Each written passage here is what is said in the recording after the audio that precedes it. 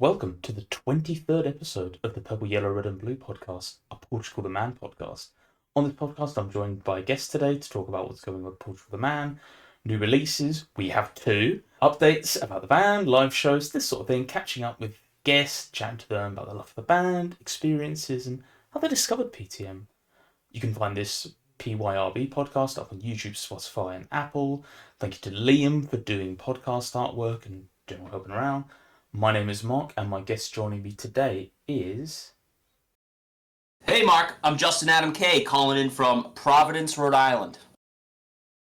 How you doing, Justin? Thank you for coming on this fine Sunday morning, Sunday afternoon for us in across the pond. Hopefully you're doing well this morning. No problem. It's like nice on a weekend day for the first time in weeks, so it's great. Awesome. Thanks for having me. Oh, no problem. Thank you for coming on. No worries. You said you've got your Dunkin' Donuts coffee in front of you at the moment, or have I? That's right. It wouldn't be, I wouldn't be a real New Englander if I wasn't sipping on a Dunkin' iced coffee for you this morning. No, I don't know if we have them. I think we're starting to get Dunkin' Donuts over here, but they're not like, it's like a McDonald's. They're not quite at that point, so you have to really go and look for them. No. When I was in Europe, like England, it was Nero and Pret. Those were the two, and they were right next to each. If I saw Pret, there was a Nero right next to it, and like that to me felt like the Starbucks Dunkin' rivalry of America. All right, so I know you said no politics, but immediately right into the rival. Yeah, okay, so Pret and Nero are like the posh ones, where you're paying like £8, £9, £10 for a coffee kind of thing. We have Starbucks, we have Costa Coffee, which is Coca-Cola's UK Starbucks. So they're only in the UK, they're called Costa Coffee, and it's essentially Coca-Cola's kind of take on a coffee shop, essentially. It's essentially like they literally are underpricing Starbucks by like a couple of cents. Like on drinks like 30 cents. So like if you compare them, it's a little bit cheaper, service isn't as good, but they're at like service stations, that sort of thing. They're in like train stations, little booths like that. But it's down, it's Costa, Starbucks, Nero, Pret. Those are like the main four, I suppose. Yeah, I remember just getting such a kick out of that. They were, when I was visiting, Nero and Pret right next to each other every single time. They were like within one storefront of each other wherever we were. Just doesn't sound like a good business model. I don't know. It just sounds like yeah. Like it's like we have. I don't know if you have. I don't think they're there, but we have. We also have like pharmacy drugstores here, right? Called CVS, and we have Walgreens. And like if you have a CVS, you'll have a Walgreens across the street, no question. You'll always have two of them right next to each other. Just it's how it is, as you said, business. Yeah. We don't have a Walgreens or a CVS, but I know what you mean. I am familiar with those, so that's cool. Yeah. We are getting more and more American brands and Canadian brands and stores over here, so maybe one day we'll get. Well, let's hope not. Let's hope you guys maintain some semblance of civil, not being. Well, whatever, you said not to get into it. So let's, we can move into the band if you want. We can, yes. So I just thought I'd start off with, like, how did you discover Portugal the Man? I think that's a good starting off point. Everyone's got, like, a different story as well. And I'll say mine afterwards, but I know you said you listened to, like, one episode and said, your voice isn't that dreadful, don't worry. And then you haven't, but then I'm just curious, where does this story come from? So, I guess Portugal the Man for me, they like crossed my radar because back in high school, and we're talking like 2004, 5, 6, right? 2006. Anatomy of a Ghost was like becoming like a post-hardcore staple, and then they stopped, and then all of a sudden you had Portugal the Man, and like, I didn't really know Anatomy of a Ghost more than anything other than their name, and then people were like, oh yeah, they like became a new band. And I like back then, and people had stories, and like the diehards knew to follow things on like message boards and stuff, and then like that would telephone its way through the high school, and so you'd get like half a story that's maybe true, but you knew there was some relation from one band to like whatever they were becoming. And I remember that also happened with like Anthony Green and Seosin and Circa Survive. It was like this whole, you know, because the internet wasn't nearly as easy to look things up at that time that it is now.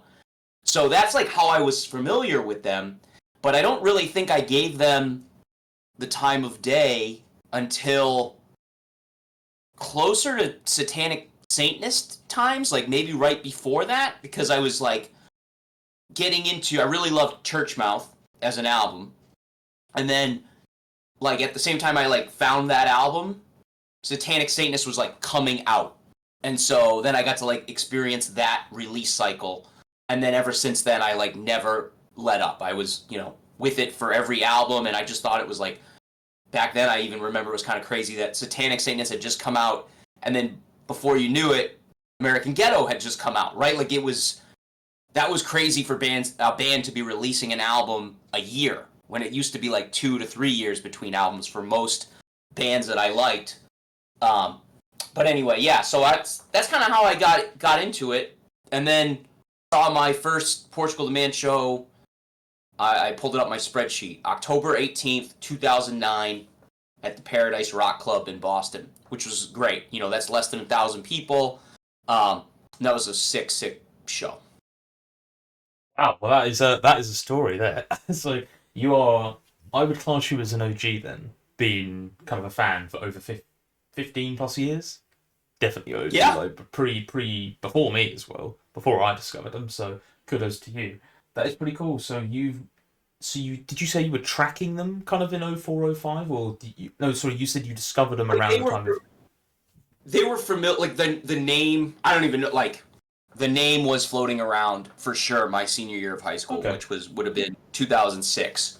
But I feel like whatever songs were even remotely popular off of like a Pure Volume or a MySpace type of era, I think I liked Chicago as a song because that was like a burner, and I could know that like you could mosh to it because that was always like, especially in high school, right? Oh, if you can't mosh to it, is it good? You know what I mean? That was like that era. But no, so like I like Chicago, and then I remember listening to other songs, and it didn't quite, at the time, it didn't land. Like I didn't. It felt too kind of. It was too weird. It wasn't like of that era of like very strictly post-hardcore, right? And so like it, for me, that was what I really liked, and I didn't get into the band further. And then, you know, I was an idiot, so that a few years later, and I'm now in college, and my musical tastes have expanded, and I'm like into more of the,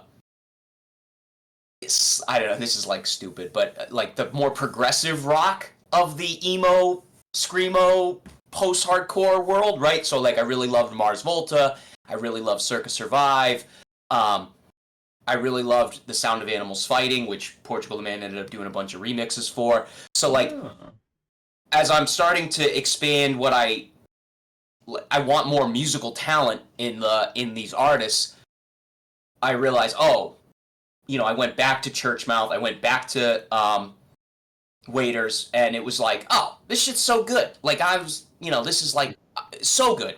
And then I remember thinking at first Censored Colors was still too weird, but Satanic Satanist was like, oh, this is great, because these are like short, quick hit songs. And then, like I said, I saw them for the first time in 2009, and they played a lot of Censored Colored songs, and they blew me away, right? Because they were like so jammy, and it was like very, you know, at the time for me, it was very, what felt like very prog rock-esque. And that brought me back to get into Censored Colors. And it's like, oh, man, that album's, you know, that's a masterpiece, that album. Yeah, definitely. Oh wow, that is... you kind of jumped around, you kind of jumped ahead of some of the questions I had, but that's no worry at all. We can kind of wheel... I'll bring you back in. I'll reel you back in. But Something Okay. caught All right. Yeah. my Sorry ears. about So that. no, oh no worries. We can. That's fine. As I said, tangents. They will happen. You mentioned that you're a big Church Mouse fan, which is good. We're in good company. That Yeah. is one of my favorites as well. We'll get that a little bit. But so you said you're so '08. You heard Satanic first. Oh no, at the time Satanic was coming out first. Then so that means you've been following him for gosh, yeah, 17 years. Pardon me, I said 15 earlier. Wow, time really flies. That is cool. So Yeah. you've been tracking and following, and you did the thing everyone does where you go back and you listen to Waiter and Churchmouth, and personally for me, Censored Colors, I'm not massive. I'm just gonna hold my hands up. I'm not a massive fan. I know a lot of people in the community are like, oh, it's great. I never really see myself going back listening to it too much. I don't know why I didn't really connect too much with it. Hmm. Yeah, oh, that's cool. Yeah, I'm a big Church Mouse fan. Yeah, that's good to hear. It's a wicked album, isn't it? So there's just Yeah. something about it. It's like this at the time as well, and I their style is so changed as well. Sorry, you were about to say something. Oh, no, no, no, no, no. Keep going. Keep going. No, I was just going to say. I was just going to say, like, look at tracking as well from Waiter to Chris Black and where we are on like the vast like change Oh, of style as well. Like, it's just quite incredible, really, and like the fact that people are still like myself, like yourself, still kind of attached is quite impressive as well. yeah. Yeah. I mean, it's interesting, right? Because I have a lot of friends from so I'm 37, graduated high school in 2006, right? I think just to give that context to the listener, right? So it in 2008, 9, 10, that's when a lot of my I'm still friends with a lot of my high school friends. So that's when a lot of us like gave Portugal the Man the chance that we should have been giving them earlier but didn't. And so but that's still that era is all pre-evil friends, right? Like that's all church mouth, waiters, censored colors, satanic Satanists, and I think we'll include in the mountain in the clouds for the sake of the conversation, right? So Are we like forgetting the they're ghetto? Don't forget the ghetto. oh yeah. So what you feel for censored colors, I feel for ghetto. Oh, That's okay. like there's a few tracks on that that I really like, but then for sure that's my least favorite album. Okay. But even still, we were all very invested in the band, right? We would all go to shows together. We bought all the records. We could talk about those albums together as oh, did you get the new record? What did you think? Blah blah blah, right? And then after that, after In the Mountain in the Clouds, right, which everyone loved, that's when to me the band's sound started to change. I mean, it changed every record, right? Like Yeah. that was part of the being a fan, right? You got a new sound with every record, but it seemed to be after In the Mountain that the sound changed too much for just about all of my friends, and um, they were like, "Nah, this is like a pop rock band. We're out." And I was like, "No, this is like still the best of the best, right? Like they're doing pop rock in a way that I don't even know if I would call it that, but just use their words. They're doing it better than every single person has or will do, and I firmly believe that. And there's no one that rivals them. So like I'm still into it, right? I haven't stopped being a fan, but I feel more amongst my friend group as a Portugal the Man fan, right? I feel more alone because no one that I used to listen to them with has really kept up. They kind of, as you were talking about the transition in sound, it's transitioned too far removed from the things that they enjoy with their own music, which is their loss. But it's a bummer to not get to share them with Yeah. somebody close to me, but I get to join podcasts with folks in England and have a great time. So it's all good. Hey, cheers, lads. Thank you. Yeah. Yeah, and even that transition to like, I like to talk about the Feel It Still fan, and then I'm like, oh, go listen to Waiter. Go listen to like, Right, right. go listen to Yeah. the old stuff, and then they're like, there's no, it shouldn't work. Uh, a little backstory for me. So I, in about 2012, 2013. I heard a song called "Got It All" off "In the Man in the Cloud," which your friends clearly weren't too impressed with. For me, I was like, "Oh, I really like this. I like the beat. There's something about it." I was playing a soccer game, and it was like part of the soundtrack. A FIFA game at the time, they were called. And there's a couple of people in the community who actually have a similar story, like Evan as well, who I'm sure you've probably seen around the Discord and Reddit. He has a similar story as well, like finding the band from there. And then a bit like how you just discovered them and then a new album came out.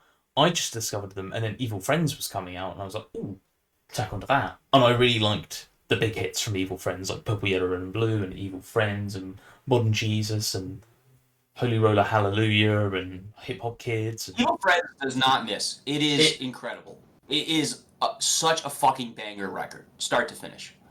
For a long time, it was probably my favourite album for a good several years. I think something's come along and replaced it that isn't Portugal the Man, but you know, and the other things have come close. But for me, I think that is a really high, the quality bar. Like I think about like the production for per square inch of that album at the time as well. Like imagine if it came out today, like how much higher it would be as well with the progression the band has made. But at the time, I was like, wow, this just there's not a lot of skips in that one as well. It's truly impressive. And so from that point, I've kind of been like for like a couple of years between like 2013 to I'd say probably like 2018. I was kind of like a solid fan, and then right around the time of like 2018, 2019, I remember someone asked me like, "Oh, who's your favorite band?" I was like, "I don't know, but probably this Portugal the band because I don't know, like I think Woodstock had like been out for a year, and I was like, oh, they might know them, and we get chatting, and I don't know, I just never really moved away from them. And then obviously around the pandemic time, I think the Reddit had started,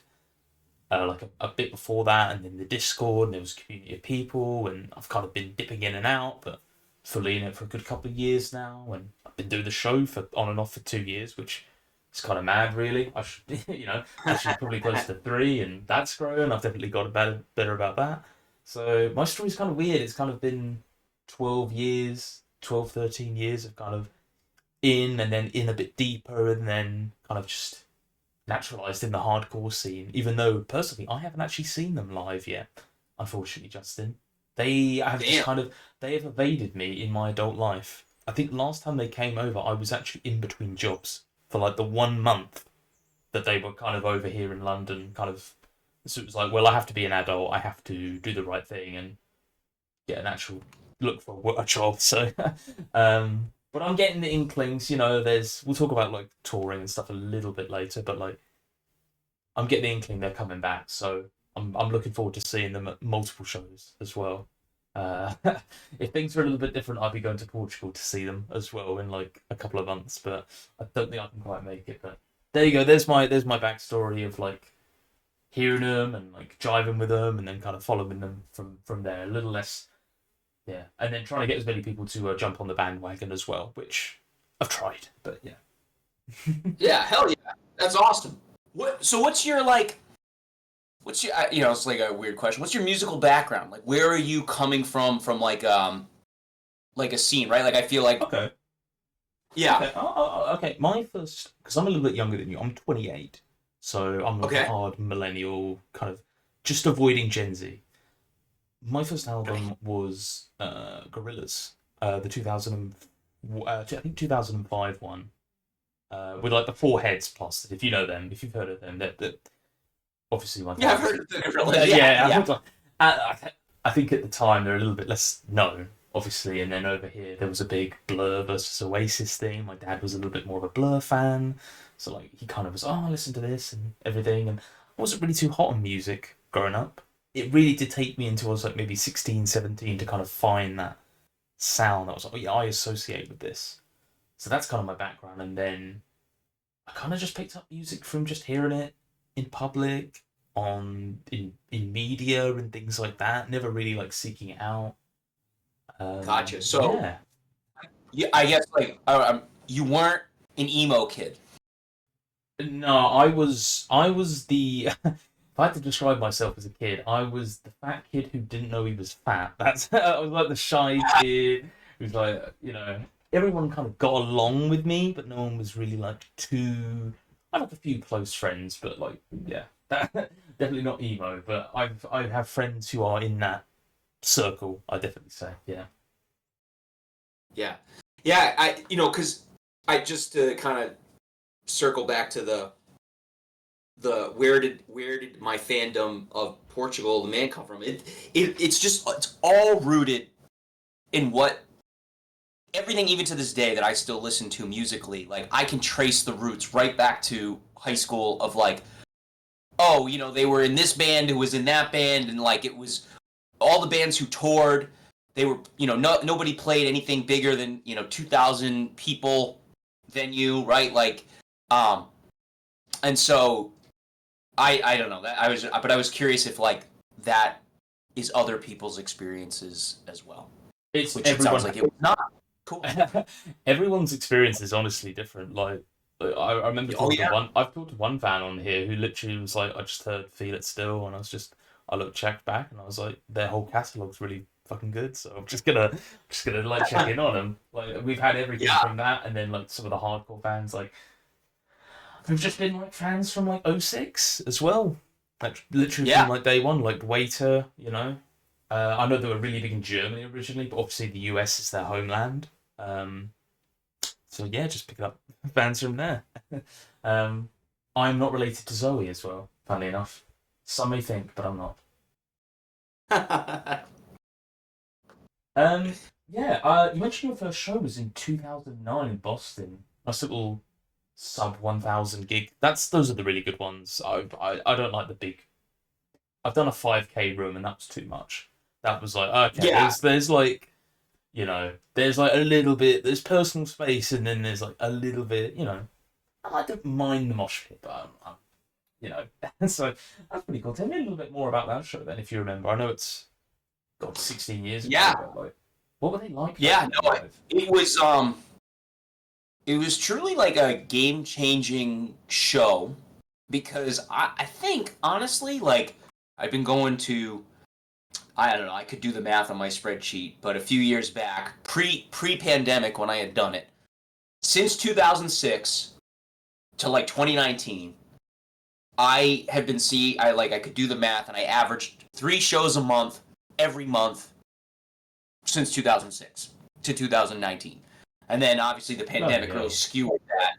But what I only bring that up to bring up the Portugal the Man show, because what I feel like stood out at that show was the first time I saw a band jam, like where they had these what appeared to be improvised moments, where it was like they went in and out of other songs, and like they played interludes of other, like their own songs within, they're playing one song and then they start to transition into a different song, and then it goes back to the first song they were playing, and they were doing all these improv moments, and I just had not seen that in like all the like punk and post-hardcore music that I was listening to at that time and prior to that.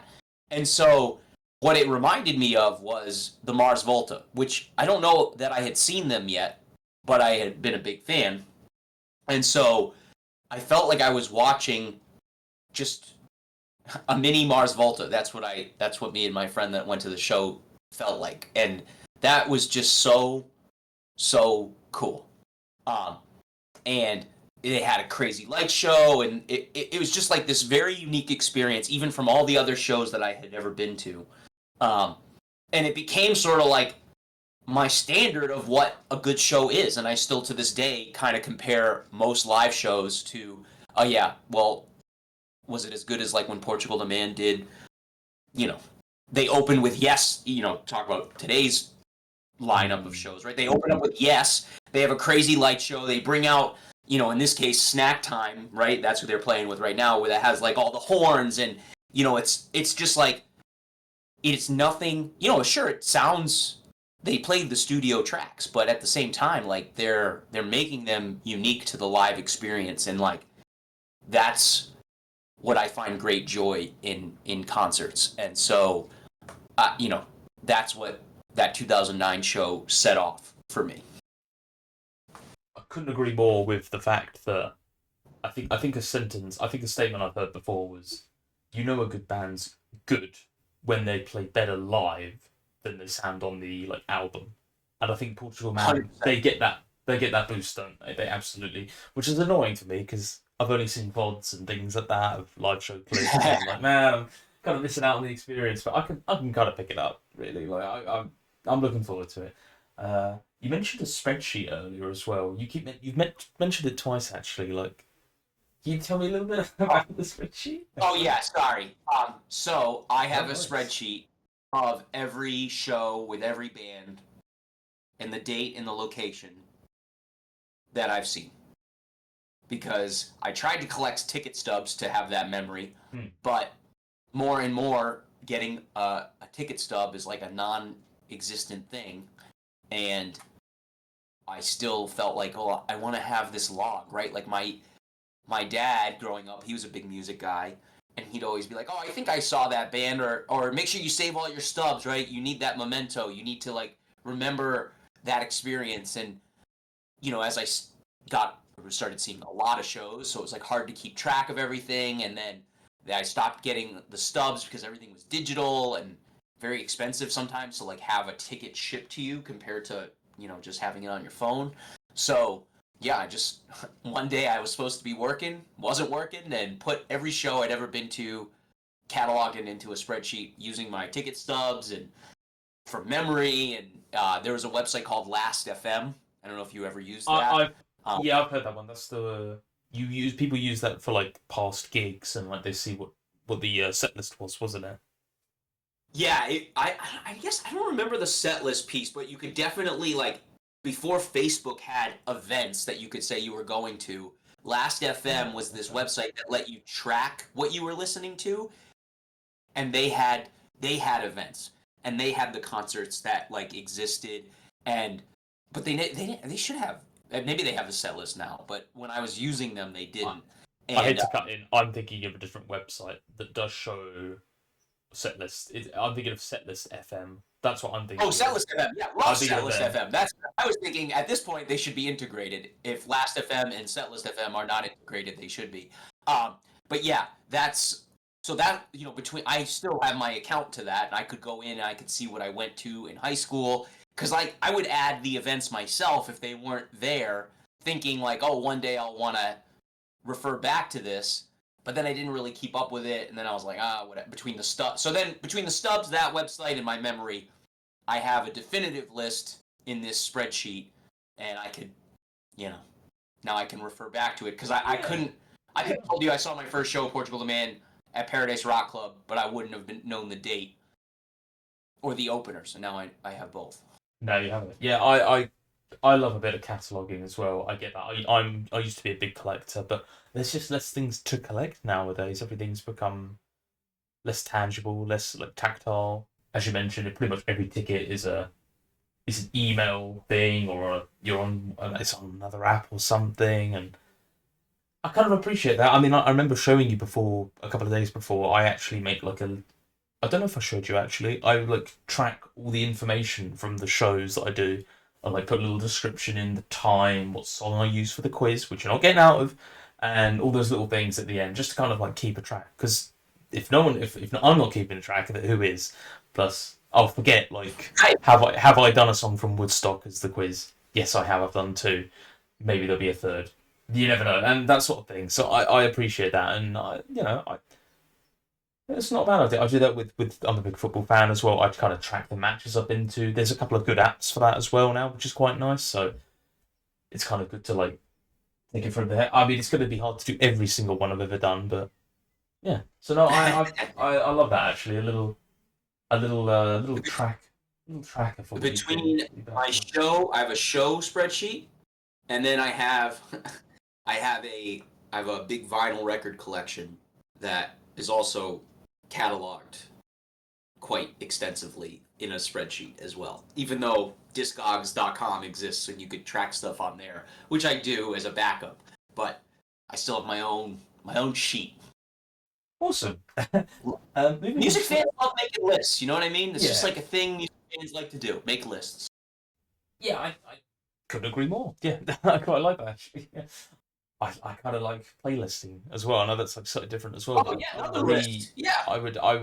I think every 6 months I used to like redo my playlist and just go through and re-listen to everything. But like, do I still like this? Yes. Do I not? Okay, don't include it, sort of thing, and like just go through that way and like build it back up again. It's just a fun way of just going through everything. So everyone's got their like slight little thing, but no, I think it's pretty cool actually. I know Steve in the Discord, Steve from Vendetta. He has a ranking of every Portugal the Man song. I think he said there's like 137 of them or something. Oh So he has a wow. ranking of like 1 to 137 of what he likes most. To I don't think that's down to like how much he's listened to it and this all this kind of information and yeah. So you're in good company, I'd say. Yeah, yeah.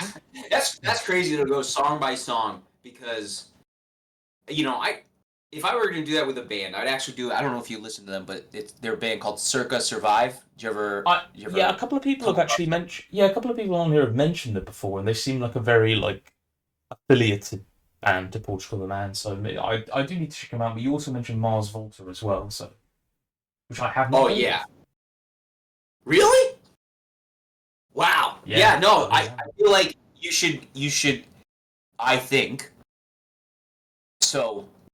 I'm telling not my own story. I'm telling the story of. Do you know the Pure Pleasure podcast and the host I Dewey? Do you yeah know him? I know Dewey. I've actually tried to DM him and tried to get him on here, but I don't think I was like big enough yet. Where he was like, "Oh, are you taking this seriously? Are you just a kid?" So I do know him. I quite like him. He's had John and Eric on a couple of times. John and Zach on a couple of times, Right hasn't now, he? do you know why he's had those guys on and like what his relationship Yeah, is to them? yeah. So he was the original. Was he the original drummer? I can't remember now. Originally, he was in the Oh, band originally. he was in Anatomy of a Ghost with That's right. John That's right. So yeah, and like oh 05, oh 04, kind of around that time. yeah, right. So then that he often tells this story of how they were in the van and they got the first Mars Volta like demo CD, which was like had songs from their first album Deloused on it, or Deloused and the Comatorium was the full album. And what those guys, the Mars Volta, the two main guys, Cedric and Omar, they come from the band At the Drive-In. So I don't know if that band has crossed your radar at all, but At the Drive-In was like hugely, hugely influential post-hardcore band. They're one of the last few bands to get signed to like a major label from that world, which was like kind of like crazy to think about. And they had a huge hit with their album Relationship of Command, and then they like broke up 6 months after that album came out on like a major label, only to go on to form the Mars Volta, which was like nothing like At the Drive-In, right? It was like this very large progressive rock roots, but they all come from like a punk and hardcore background. So it was like this crazy record that in a sound that no one heard of. And I remember Dewey talking about how the guys when they were on tour, they had that demo CD and like it was life changing. And so to me, it's very obvious now, knowing that story, how they're in Anatomy of Ghost and they're or in their first record for Waiters, and how they go on for the first few records. That like it's no surprise that I thought, oh wow, this is like a mini Mars Volta, right? Because it was so influenced from that record and what Mars Volta were doing at that time into what Portugal the Man would become. And which is sick, right? Like, that's what every band just copied every other band, right? And then made it their own. And that's what made Portugal the Man so good. That's what made that whole era so good. Everyone was very influenced by everybody else, and yet still found ways to make things unique for themselves. And, that was what made the scene awesome. Yeah, it seems to be like a nice cohesion between these bands as well at the time as well. And obviously, I know styles have changed and they're probably not working. They're not really working with them. But John's always got that like contact list as well. You can call him back. Yeah, yeah. Spinning it back to Circa, right? Who is like Oh another yes, band in that era, and that's probably the band that I could go song by song and tell you what I like or don't like about a song. But I don't think I could rank them. That's such an intense. I could tell you my favorite song and I could tell you my least favorite song, and I'm saying this is like Circa is my band, right? Like I love Portugal the Man, but Circa Survive is like, it's where my tattoos are all based on. It's like, Oh, if you look around my room and you see the posters I have the most Circa Survive posters. You know, like that's my obsession. And I still, to know that Steve could do Portugal the Man song by song, that's such an intense thing. And I'm just thinking like, could I do it for Circa? But anyway, sorry, I'm just like getting long. I tend to ask people. One of the questions I was going to ask is, do you have any recommendations like away from PTM? But obviously, you've already given me At the Drive-In and Mars Volta, so I'm going to check them out as well. And I'll get back to you what I think of them. Do you have any others for everyone as well? By the way. Oh yeah, well, if you haven't done Circa Survive, I would do Circa Survive, and then. Do you know like the Portugal the Man like remixes that were on the Sound of Animals Fighting record? Have you heard those? I'm not too familiar with this. I'm afraid, Justin. I don't know too much about this. I'm afraid. Sorry. No problem. So there was a band again. They're still active. You know, they're like a super group, and they were called the Sound of Animals Fighting, and their whole shtick early on was that you didn't know who the members of the band were. They went by animal names. Everyone knows who everyone is now. It's a lot of members of RX Bandits, Circa Survive. You had members of Finch early on, but Portugal the Man, John, he was very friendly with all of these guys, and he ended up taking and remixing a lot of the songs off their first record, and then they re-released their first record with all the remixes as bonus songs, and so. Portugal the Man had a lot of remixes on that reissue for the album's called Tiger and the Duke. And that music, you want another recommendation, I would listen to The Sound of Animals Fighting. I love the first record, third record. Second record is has some good hits, but then it's also really weird. And they have an EP that came out last year or 2 years ago, it rules, but it's only 4 songs, but it's super good. So anyway, that's my last, and then, it's easy to keep going on that track, but I'll stop there. So Volta, Circa Survive, Sound of Animals Fighting. Let's go with that. Wow. That's what I've learned 3 new band names today, so that's something. We learn something new every day. No, that's pretty cool. Yeah, that's right. You're one of the lucky 2,000 today for that? I'll go listen to them, and it'll be like it'll be an awakening for them. Be like, oh, this is very interesting. No, thank you, appreciate that. It's yeah. You mentioned about you asked earlier about what my background is, and I don't know if you meant more genres kind of style, but I kind of like that kind of. I meant more so like I mentioned for me, right? I in high school, for whatever reason, right? We were a bunch of skate kids who didn't like what was on the radio, or we listened to college radio, and it was all about finding whatever was the most listened to, or whatever was most listened to, and also the most obscure things you could find on the websites like purevolume.com. I don't know if you remember that website, but it was pre Spotify streaming, right? It was a website for people to upload their own music.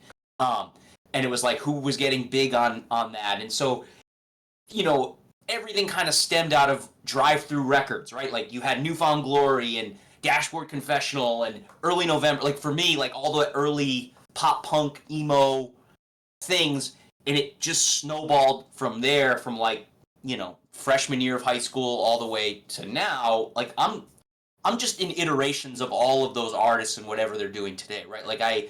Because that's how we could identify ourselves back then as a teenager. You have so little life experience, you have to, what do you latch on to? And music was so important to me and all of my friends, but also still us all trying to find our own thing in that music world. So that's what I meant by that's where I came from, right? Which is I don't know what my personal history is. I have no idea. I don't know where my parents came from or whatever. It doesn't matter. I just mean that formative time of your life, where are you coming musically? Where are you coming from? And that's why I was curious with that question. I suppose I'm in a similar kind of boat, really, where I never really attached myself to what was on the radio, what's in the top 40, top 50 or something. There might be one one or two things in there that I go, oh, that's cool. But I very much was, if it's too popular, it's not for me, sort of thing. So maybe I Sure. am a little bit. Maybe I'm a little bit of a contrarian like that.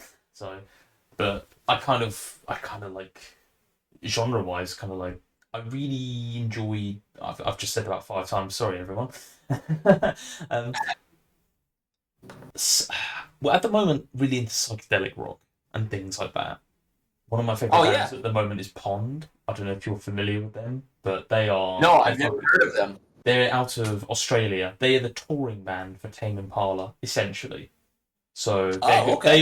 they're in that circle of them. They're kind of wider friends with the Kevin from Tame Impala, and they do their own thing, but it's a bit zanier.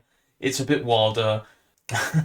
Nick, the lead singer, will crowd surf at least once or twice during a gig. He's kind of whack. They're kind of mad. Yeah, and they're awesome. Just some nice psychedelic stuff. But yeah, that'd be my recommendation. I'll try to get their name out there at the moment, and I'm quite enjoying the Marias at the moment, who are apparently they just took. I found them and thought, oh, these guys are cool, and I found out they've been touring with Billie Eilish. I'm like, okay, they might be too popular for me, so I might not be I might not be enjoying them too much longer. But they've got a really interesting an interesting sound. I heard them described as a music you put when you're trying to fuck, essentially. So I was like, oh boy, this is what I'm into. But yeah, awesome. No, that's some good recommendations. Thank you very much. You can, yeah, I'll give them a list. If they're available online, that would be helpful. They If should. not, Yeah, yeah, yeah. They're they should. all on Spotify and Okay. everything. Some of these like older underground bands, it's like, oh, we're on a website that closed down in '08, and I'm like, that's great. Oh no, Yeah. no, no, no. These bands are all. These are all you know. I don't know Hmm. if transcended is the right word, but I mean they've all carried on. When Okay. I think all of them have. Well, so I told you, Sound of Animals Fighting has 3 full lengths, and then they have a new EP. But Circa and Mars Volta at the Drive-In, even though those bands all had 4 or 5, even more. You know, Mars Volta's on like 10 albums, maybe like 10 full lengths. Like they're all. Circa just recently went on hiatus, but the rest of them, active and keep putting out new releases. Now, I wouldn't be amiss on this podcast without asking about your favourite Portugal the Man songs as well. You already mentioned that you're a fan of Churchmouth, so we'll cover the album side. Is Churchmouth your favourite album, or is there anything else that stands? Surely you can rank. I You can saw rank you it. you gave me this question, and I have been like freaking out about it since you asked because like I think I have to go with Churchmouth, and I've been like kind of playing Portugal the Man on shuffle on my runs all week in preparation. Then I'm like, oh, well, Censored Colors is kind of like front to back a masterpiece. Oh, but then Satanic is like the album that really, came out, and I was like all in on that. And it's like, oh, but In the Mountain, in the Cloud. So, but I'm gonna, you know what? We're gonna go with Churchmouth. That's what we're gonna go with. We're gonna go with Churchmouth. No, I appreciate that. That's a very solid answer. We've had a couple of Chris, who's a I don't want to call him like a roadie or something, but he works for the band and stuff. He's does the tapes and kind of merchandise stuff with them. He's a big fan of Oh, Churchmouth as well. So yeah, yeah. yeah, yeah. So there's a couple of us. I think he's anyway. Uh, I might have forgotten. I might have just thrown him in the deep end there, but yeah. well, I'll Cool tell you, story. Oh, sorry. I was going to I say cool story. I'm actually might be meeting him in about 2 months' time, so that's going to be interesting. oh, He's that'll be so cool. He seems like the nicest man. He is always yes. hooking me up. I love the bootleg series that he's done. I've been fortunate enough to snag one of everything that he's put out on that bootleg series, which I think is absolutely like the coolest thing. And I love that. I don't know if officially, unofficially, whatever, the band seems to fully support him doing it. That he has the archive, right? It seemed like he was a big driver of the archive when the Discord and the coins or whatever the hell was Oh that? yeah, PTM coin. Of all the B-sides and the live recordings and stuff. That was why I purchased that cryptocurrency. Otherwise, I kind of would have had nothing to do with that. He seems to be the person who drove all of that, and what a super awesome guy for being able to put all that together and work with the band, and the band being super into it. I mean, that's super, super cool. Yeah, so yeah, I might be meeting him. He got as far as away, he got tickets to see Black Sabbath, so he's gonna make about a week trip of it. Go see. So I might be tour guiding Justin for a few days around Britain, so that's gonna be fun with him and his good lady. Hell yeah! Yeah, be good to meet up with him as well. So I can meet a man who's met John. There we go. That's one away. Okay. So you were talking about albums and songs. Sorry, I cut you off with a tangent. Oh no problem. I almost thought about doing a cop-out answer and then saying my favorite album was the Oregon City Sessions, because that's a little bit of everything from all that. You know, that to me, they recorded that right around, I think, the time I first saw them, right around that 2009-ish era when they first recorded. I know it didn't come out officially till like 2021, I think. It was 21, yeah, that's right. And it did come out in 2008. Oh, yeah. So that to me captures that live experience that I was talking about that I had seen, that was like life-changing. And then you have an eclectic mix of songs from all the early albums, but it felt like a cop-out. So we go to Churchmouth. I love... every fan who's brought... No one's mentioned the Oregon City set. Well, no one in a while has mentioned it, but it's such a good little live version of that kind of early work that they were working on as well. And yeah, brilliant, isn't it? I love that release. I remember it getting some flack. I don't know what people... I felt like people didn't love it so much when it came out. And it was like, oh my god, I'm like so thankful. Because there were 3 or 4 videos from that era, like that maybe came with the censored colors, like CD or something, right? Like those, there were like a few videos of that session floating around for a really long time, and then the full session was never available until they made it official, right, in 2021. And that was just like, I was so thankful that came out, and I thought it sounded great. And I loved watching it. I loved that they did, like, the stream for it. And I don't know, like, it just seemed like people... I don't know if they criticized the sound or what, but it just didn't seem to get, like... My observation was that it didn't seem to get the love that I would have expected it to. I've just got a crazy theory. Sorry, I'll just jump in. It's the first thing they released after Woodstock, so it's going to be a lot of people expecting kind of pop music, and they're like, what is this 15-year-old recording? And, like, what is this? Right. And like, what the hell is what is a church mouth, and what is sugar syrup? I can't, I think it's probably very true. People just unfamiliar with it, so, or like what the work is. I will show you this. I'm gonna.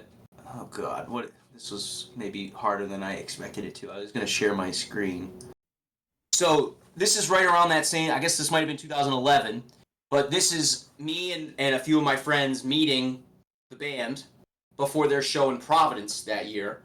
And but this is like the same sort of time period a little bit as the Oregon City sessions, and we got to hang with John, Jason, Ryan, and Zach at they like went to a hotel in Providence, and you could just like get drinks with them, and it was free, and you just like had to show up. Like, it wasn't anything, but there was only a handful of people there, and it was awesome, right? We got to like hang with them for an hour or so and take a photo together, and like I'm the guy wearing the hat in the middle and the back.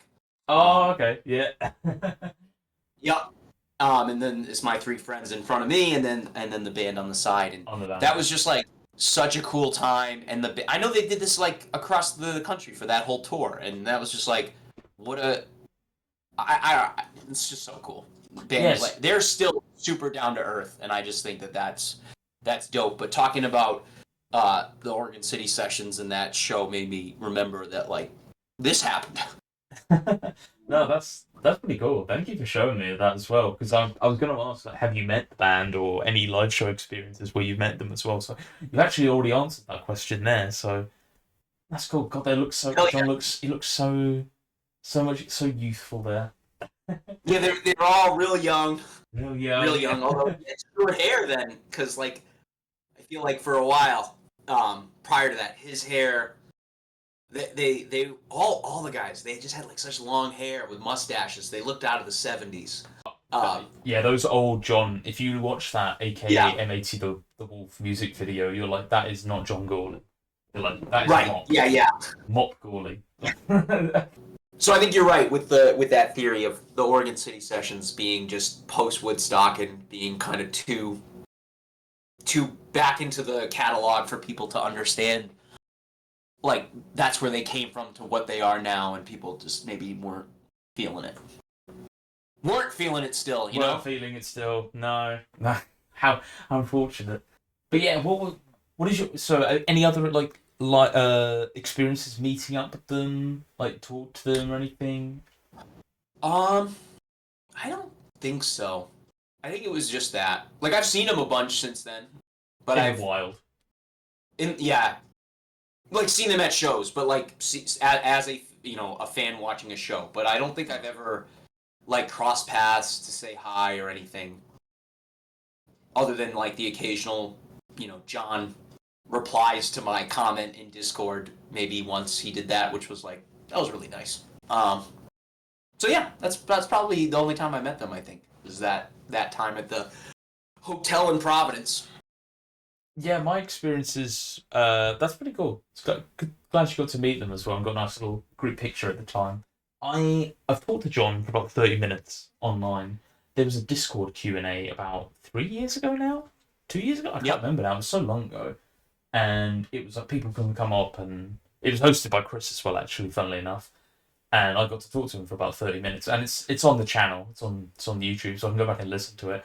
I'd cringe so badly listening to myself for like, because I was so nervous the first 5 minutes, and then like you get into it, and I think I said a question he didn't understand. I was like, oh my god, have the ground swallow me up. It was awful. I was like, this is not good. But next, hopefully an in-person one is on the cards someday. Yeah, someday, believers. Yeah, I don't know. It seems to me even here in 2025 that John is still super down to earth, down to if you're respectful, polite, and like show interest, he is interested to want to interact and wants to be on the level with the fan and doesn't see himself in any form of rock stardom at all. And I will always respect that. I think that's super dope. So I feel like if you pursue it, it'll definitely happen. Yeah, I find them very grounded as well, which is it's nice because if you look at the rest of the music industry, not the rest of the music industry, but specific parts of it, it's very over the top, and I don't think the people are who they say they are, and yeah, it's pretty shitty. But at least we've got some like real human beings and good people to follow, which part of the reason I'm still here and listening to them as well. Like if they were dickheads, like I wouldn't care. But no, clearly not. So next thing, we'll actually cover some news. Well, we've got a little bit of everyone. So since the last recording, which was the Francis focused episode, which I put out, probably about 6-7 weeks now ago. It's been a little while. Apologies. Some things have happened in life, so I've not been able to record. We've had a couple of songs come out. We've had 2. We're going to talk about the first one, Glide, which is a collab. Have you managed to catch this one, Justin? What do you think? It kind of took me by surprise because technically, I think the song belongs to, I guess the name of the guy is NEIKED. Yeah, that's I think they're a duo. Yeah. Yeah. Okay. So that group, and it features Portugal the Man, but like, it really feels like it's a Portugal the Man song. Like, I think John has, I don't know, 80% of the vocals of that song, if not more, right? And go ahead. Yeah, I think they do. John is the main singer on the track, while NEIKED, I think they're singing the bridge. That's kind of what I got. That's what I got from it.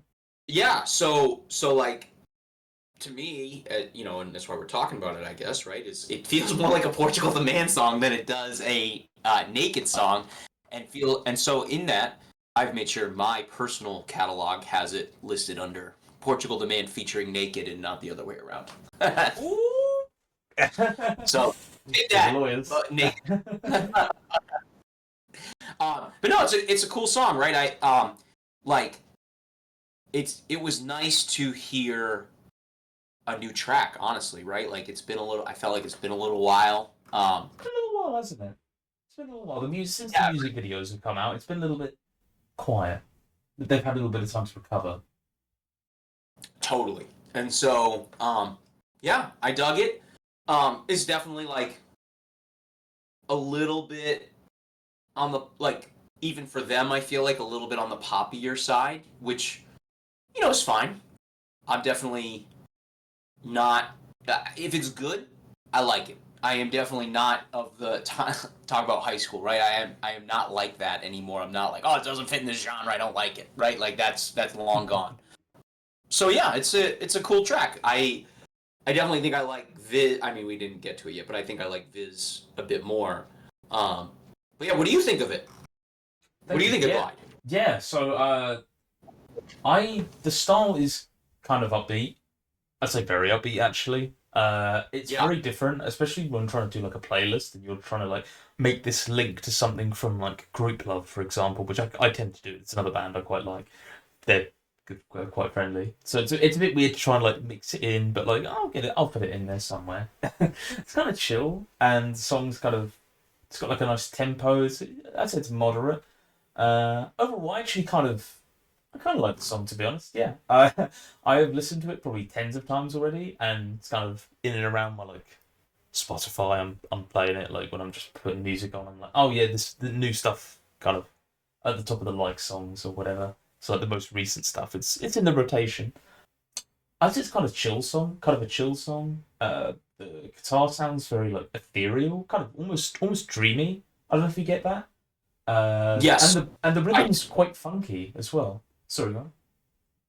No, I also get the dreamy that vibe. Yeah, it feels very dreamy, quite not sleepy, but dreamy, like ethereal. If you know what I mean, you have to listen to it. If you haven't listened to it, what are you doing?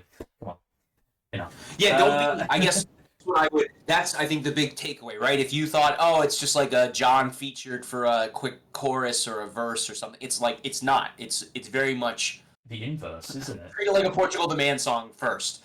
And it's worth your listen if you haven't given it a listen yet, for sure. What Portugal the Man song is even? What is the closest Portugal the Man song to it? Like, maybe something off Chris Black, like one of the, maybe Summer of Love. But like even now, I'm like that's got like a harsher tone to it, and the lyrics aren't quite. Yeah, I would say maybe like the what me worry almost or like the it's been a while since I listened to it, but they did that collab. He was on a Cherry Glazer, right? Like he did a thing with Cherry Glazer. Like it almost would like be more in that genre. I get that. Yeah, they did a couple of songs with Cherry Glazer. Yeah, I don't think I think you'd have to go back to almost Woodstock, maybe. I don't know. I don't think it fits on any record. I don't think it's like anything else. I think it's very unique to like the pop world that John likes to play. His toe in. But I don't think that relates to any actual official studio album. No. Yeah, I was just trying to think of it to try and sell people on it. Be like, oh, okay, what's this like? They listen to this, they haven't listened to it, for example. What's it like? Yeah, I think they can get the picture. It's about it. It's a 3 minute. It's a 3 minute song, maybe a little bit over that. There is a visualizer as well for the video, which was kind of weird. It's sort of claymation adjacent. There's like a claymation adjacent character, and he's gliding like the title, kind of around some like high hills, like some low mountains kind of tops, and yeah, goes along with the chill vibe. I suppose I'd say. I have seen comparisons. Like, if you look at the comments on the video, a lot of them are saying like it's very Empire of the Sun, which I don't know if you're familiar with. They're like very they're very like electro pop kind of synth pop kind of band. They've had a couple of really big hits out of Australia as well. Funnily enough, mentioning them again. Of the the Empire of the Song kind of beat. I would say it's kind of I'd agree to that opinion. Yeah, it's kind of in that people have described it like that. So if you like Empire of the Sun, maybe you'll really like this. If you're walking on a dream or whatever their big song is called again, I can't remember. So yeah, I don't know. So Glide is out now. It's been out for a little while actually. A couple of months, but yeah, go check it out if you haven't listened to it. Do you have any final thoughts on Glide and their Swedish Portugal the Man collaboration? No, like I said, it's nice to have, in 2025, like for now, maybe there'll be more later, but between this and the next song we're going to talk about, it's nice to have sort of like just two new PTM songs, right? It's been a little bit, and there's been a lot of features over the last few years, right? I know that there've been other featured appearances, but these two feel like for sure PTM songs first, and so it's just nice to have new music. That's kind of my thing, right? Like I'll always take new music. I love that there's like something new to listen to. Absolutely, and right, I suppose we're back. Yeah, right. New main song in Views of Immeasurable Sadness, or Viz as it's called. And I did tell a bit of a lie to Justin. Annoyingly, I don't think the music video is officially out. As no, I even went in digging and made a fool of myself in the Discord. Mark, thanks. No, just kidding. I'm just. He's. Did you see that? Did you see that thread though? I think so. Yeah, I saw like a little clip. There's a kid skateboarding. Yeah. I was like, hey, where's the video for the song? And they're like, it's not out yet. And I was like, yeah, but the Instagram, and I shared this was like after you're like, oh, we can discuss the video. And I was like, oh yeah, that's a good call. So let me go watch the video. And I couldn't find it. And yet I went on Instagram and it was like out now. And it's like, yeah, I guess the trailer that they like the clip they posted is out now, but the video does not seem to be out now. And I was asking around, and I felt like I looked pretty silly. But I felt pretty. I felt like I had egg on my face as well as soon as I saw that. So apologies, everyone. But hopefully, by the time this comes out, there'll be a video to make us sound even stupider. That'd be good. So yeah, right. That'd be good. Yeah. Yeah. So, and it seems like it's just going to be a skate video, which is dope. I love that. Yeah, I don't think, which is weird because I don't think they've done anything like that. I don't think they've done a purely skateboarding music video. Or I don't think so. Live in the moment. The guy is technically they're chasing out. They're in a car that's basically an inflatable person skateboarding. So right. So that's what I was going to say. Yeah. That had big Jackass vibes, right? Like the show Jackass. Yeah, that did have that. So because they're just like dicking around in the parking lot with the car and like the things coming out of the car. So like it has a vibe. And then the other video that comes to mind is Soft Satanic Satanist. I think it's Zach. He's dressed as a sheep. Is it Work All Day? Like I can't remember the song now that it's for. It's the Sun, I think. The Sun, yeah, and he's skateboarding around in a sheep costume in that too. So, but that's not like a pro skater in the. That's not. They've toyed around with it because I know, right in Alaska, they fought. A Zach in particular fought to get an official skate park opened in their hometown. Yeah, in Wasilla, and then they're big snowboarders. Then that's back in the day, right? Like even. This is kind of prior to me, but that's how you do to find music. You'd watch those skate videos and those snowboard videos, and whatever the soundtracks in those videos were like, this is what I'm gonna listen to. Yeah, that's really cool that they're gonna seemingly, based on the clip, be just the soundtrack to somebody's part in a skate video, which seems dope. Absolutely, that seems like it, and we'll cover it on here as well next time. Nice little plug. So yeah, the track is around kind of 3 minutes, 3 minutes 45, kind of in the range. We've also had a little bit of history with this one, Justin, as well, in the fact that it was teased months ago as well in some live shows, I believe, and then prior to release, I think fans had maybe like a week or 2 weeks early access to it as well. John was like, "Hey, go spread this around, go share it around." But then the official release was on April 25th for everyone. So it's kind of been teased, like a little bit like Grim Generation, like teased, and then we'll release this early, and then here you go for everyone. So if you've really been listening, maybe you've heard it already. Yeah, I think, I mean, it goes back. So we talk about we were talking about the bootleg series before, right? Mm-hmm. And the most recent bootleg, which was from 2024, on the VHS tape, after the rest of the tape plays, there's just blank screen with this song on it. Like, I think this was the first release of this song even before John teased it, because that's when I first heard it, and it was just the high views of Immeasurable Sadness, right? It wasn't Viz yet. It was high views of Immeasurable Sadness. And it might have even had another song with like Graveyard something or other in it or something. I've heard the word Graveyard. Yeah, Chris is again bringing him up again. He's mentioned Graveyard as well to me. So yeah. So I think that's like when I first heard it was around right when that tape came out, and then like not cassette tape but VHS tape, like videotape, and then the recordings that you're talking about happened, right? So like they played a few shows and different people, especially folks in the Discord, recorded the shows and they shared live versions of those songs or of this song, right? Which was cool. And then John shared a Google Drive version privately in the Discord. That's what he did first.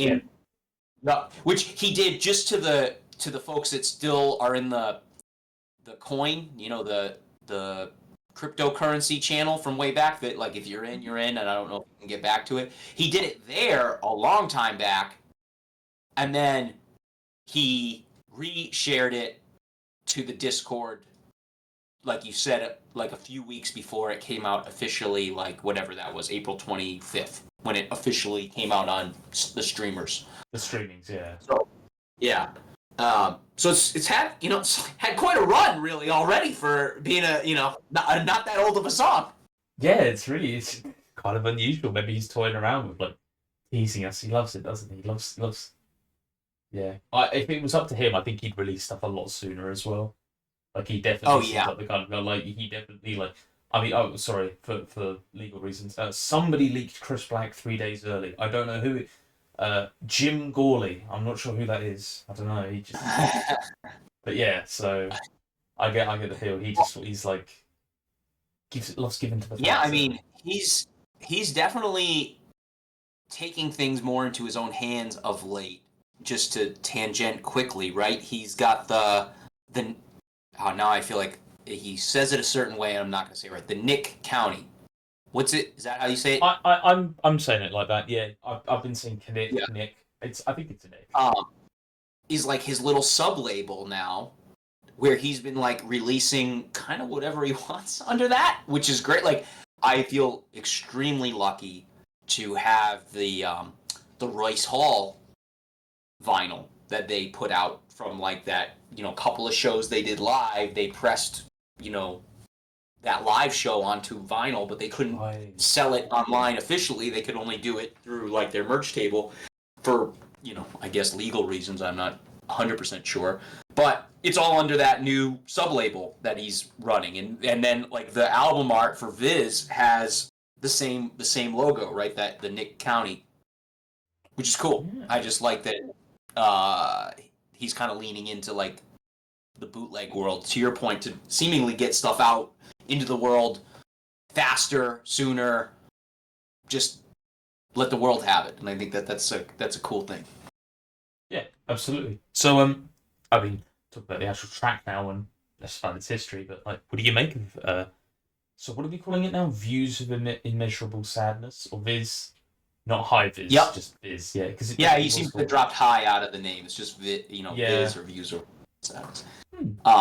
No, I like it a lot, right? And it seems like this is right in line with Chris Black, right? Like as an album, it feels very much like inside of that time, and I think that it is, or it was recorded. I think he has said right, it recorded right after they finished the Chris Black sessions. I think so. I think they said they had a few days at a studio extra, so they went and recorded this. Yeah, and to me, that vibe is very much there. So it feels like if you're looking to compare it to something, this I feel comfortable saying it sounds like a Chris Black song for sure. But it's a dope song, right? It's got a like sweet kind of like guitar solo underpining the whole towards the end of the song that I really like, right? That is very cool to me. Yeah. But yeah, I don't know. I really like it. What about you? Yeah, I'm impressed. It definitely has the Chris Black changed my life theme to it. I could definitely see it slotting in kind of towards the back. Oh, maybe kind of middle to back half sort of thing, kind of in there. A little bit of Plastic Island kind of energy, kind of. I put it in that kind of category, and I like it so far. I would say it's kind of rock with a slice of psychedelic smoothness. Yeah. John's vocals are really interesting because he sounds kind of a little bit like faded, a little bit disconnected, and kind of talking about stuff that makes him a little bit like vulnerable in a way, and still kind of making you feel like he's there though. Again, the tempo is it's good. It's not too slow. It's nice. I like it. You can kind of groove to it.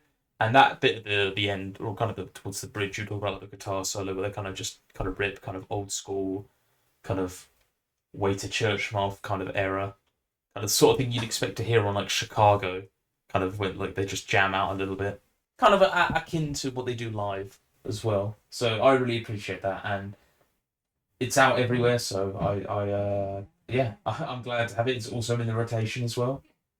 I'm listening. I'm enjoying. I look forward to seeing the music video, and I'm pretty enjoying Views of Immeasurable Sadness. That's kind of hard to say. Viz. I'm just gonna call it Viz now. Sorry, VIS. Yeah, that's fine. Yeah, I agree. I play this. So like in my 2025 release playlist that I have, right? I very much I keep playing this song repeatedly. Like not to shit on Glide, right? But I play that a few times, but I come back to this song a lot. I play this song a lot.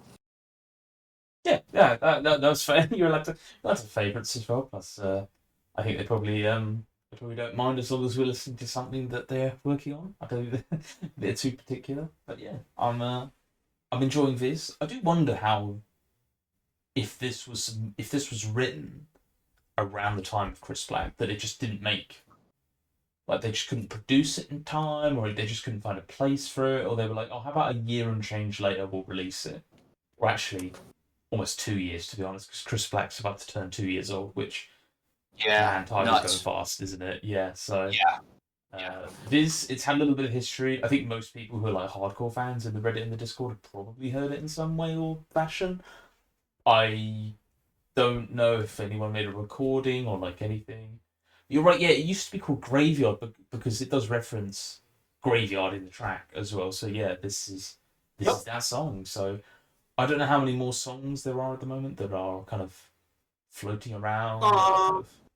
It looks like there was at a show in November 24, there was a song called How It Started. Okay. That so far hasn't seen a release yet. It's again I think it comes from Amy Waz, right? Shout out Amy from our Discord. She took the recording and she shared it, so I have that track as well. But I haven't, I gave Viz a lot more attention. I think because it was like getting video release and all of that. But I think there's another song floating around. Anyway, that's all I was driving at with that. Yeah, no, it's good so far. So please, if you haven't listened to it already, please go listen to Viz, and It's probably I don't know how much longer we're waiting for the next album, but it might be the What We Worry to album number. I don't even know what we're up to now.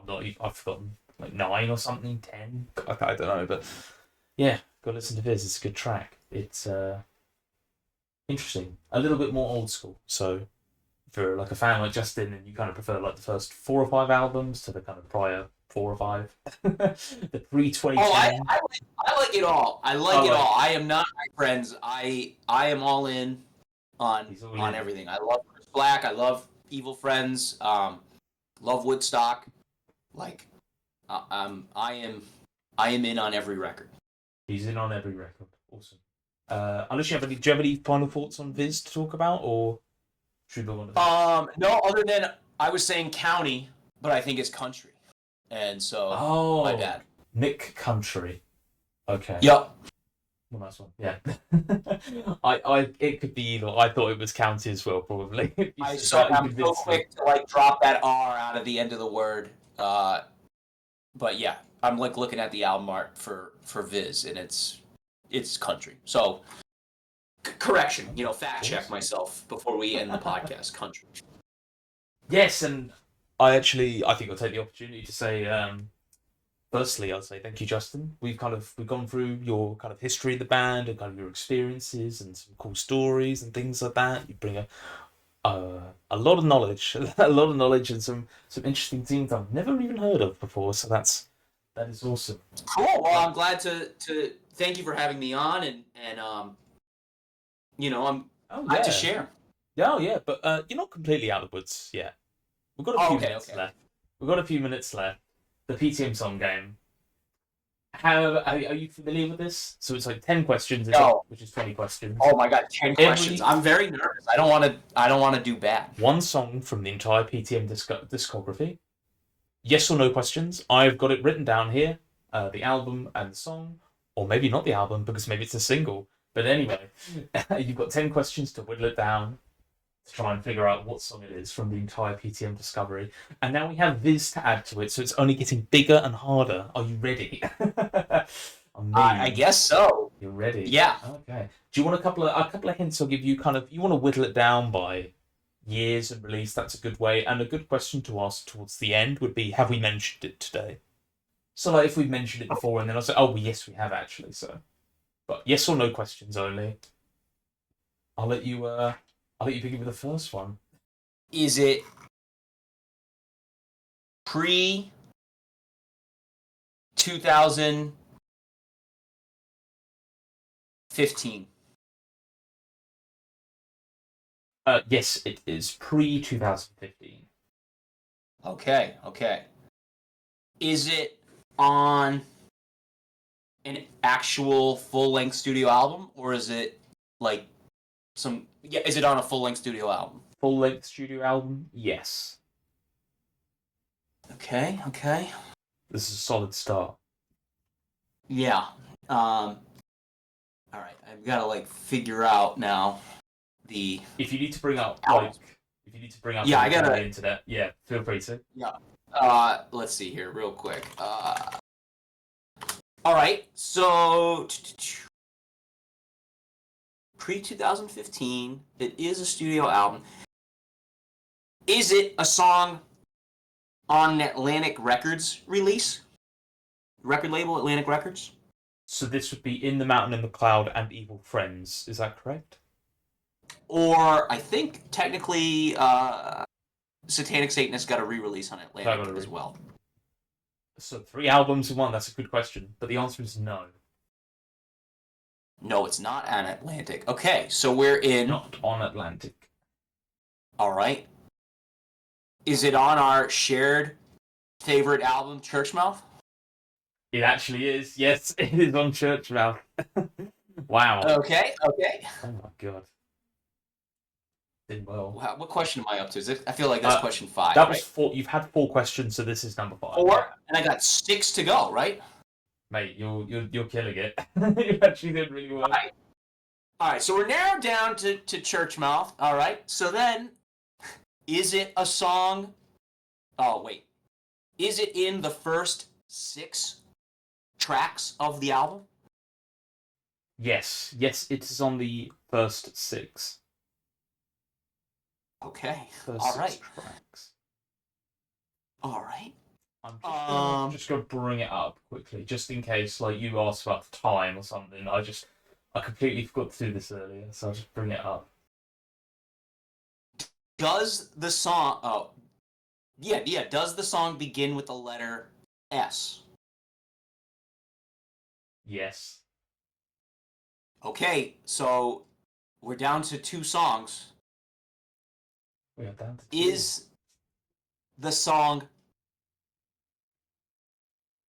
more than 3 minutes and 30 seconds? It is longer than 3 minutes 30. Yes. Okay, so I believe the song is Shade. And with 2 questions to go, spare. That is absolutely correct. Shade from 2007 of Churchmouth was the track I was thinking of. Congratulations, Justin. You've passed the song game. Nicely job. Wow. Nicely job. Well done. Well done indeed. Thank you. I was really nervous, but glad it worked out. I think you killed it personally. You did really well. Yeah, excellent. Good work, good work. I'll just say, if you have anything right at the end of the podcast you want to promote or talk about or say any goodbyes to anything or anyone or anything like that, the floor is yours, my friend. No, Mark, thank you for having me. Anyone that's interested in like looking at lots of amateur show photos and videos, you can look at my Instagram at JustinAdamK. That's how you'll find me anywhere, JustinAdamK. I'll leave a link in the description, so people can find you there. Other than that, no, I had a great time. I always love talking about music, and I really appreciate you reaching out, Mark. Thank you for making it happen. No, thank you. I thank you once again for coming on. I know we been talking about, because you also used to be a podcaster at some point, and that's why you've got such a really good sounding mic. Maybe better than mine. So yeah, my $10 mic from Walmart. People still say sounds great, and I bought it in 2007 to play World of Warcraft. So just to really date myself and give people like wow. I wish he didn't say that, but I said it anyway. And like World of Warcraft, your mic is still standing today. Still standing today. That's right. Yep, exactly. Awesome. Right, thank you very much, guys. Have a good day, and I'll see you around. Thank you for listening. Bye.